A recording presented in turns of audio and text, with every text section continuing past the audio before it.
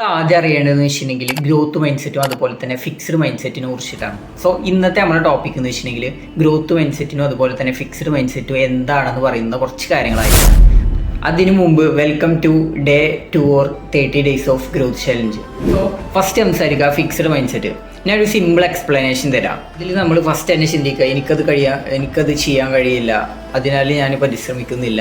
So ഇങ്ങനത്തെ ഒക്കെ ചിന്തിക്കുന്നത് ഒരു ഫിക്സ്ഡ് മൈൻഡ് സെറ്റിൽ പെട്ടവരാണ്. ഒരു പ്രോബ്ലംസ് കാര്യങ്ങളൊക്കെ വന്നിട്ടുണ്ടെങ്കിൽ അവർ അതിൽ നിന്ന് ഒളിക്കുക എന്ന് വെച്ചിട്ടുണ്ടെങ്കിൽ അത് ഫേസ് ചെയ്യാണ്ട് എനിക്കത് താങ്ങാൻ കഴിയില്ല എന്നൊക്കെ ചിന്തിക്കുന്ന ഒരു വ്യക്തിയാണെങ്കിൽ അതൊക്കെ ഫിക്സ്ഡ് മൈൻഡ് സെറ്റിൽ പെട്ടവരാണ്. പിന്നെ അതുപോലെ തന്നെ മറ്റുള്ളവരുടെ വിജയം കണ്ടിട്ടുണ്ടെങ്കിൽ അസൂയപ്പെടുക, അസൂയ തോന്നിക്കുക, അതൊക്കെ ഫിക്സ്ഡ് മൈൻഡ് സെറ്റിൽ പെട്ടവരാണ്. ഗ്രോത്ത് മൈൻഡ് സെറ്റ് എന്ന് വെച്ചിട്ടുണ്ടെങ്കിൽ തെറ്റുകളിൽ നിന്ന് പഠിക്കും എന്ന് വെച്ചിട്ടുണ്ടെങ്കിൽ ഒരു വീഴ്ച വന്നിട്ടുണ്ടെങ്കിൽ അതിൽ നിന്ന് പാഠങ്ങൾ പഠിക്കും. അതുപോലെ തന്നെ അഭിപ്രായങ്ങൾ സ്വീകരിക്കുക, ഫീഡ്ബാക്ക്, പിന്നെ അതിൽ നിന്ന് ഗ്രോത്ത് ചെയ്യാൻ സാധിക്കും. അതുപോലെ തന്നെ ഗ്രോത്ത് മൈൻഡ് സെറ്റ് ഉള്ളവർക്ക് മറ്റുള്ളവരുടെ വിജയങ്ങളിൽ നിന്ന് പ്രചോദനം ലഭിക്കും. നമ്മളെല്ലാവരും ഫിക്സ്ഡ് മൈൻഡ് സെറ്റ് ഉള്ളവർ തന്നെയാണ്. സോ നിങ്ങൾക്ക് കുറച്ചുകൂടി ഗ്രോത്ത് വരുത്തി ലൈഫ് കുറച്ച് മാറ്റങ്ങൾ വരുത്തി ചിന്തിക്കുന്ന ഒരാളാണെങ്കിൽ നിങ്ങൾക്ക് ഗ്രോത്ത് മൈൻഡ് സെറ്റ് വളരെയധികം ബെറ്റർ ആയിരിക്കും.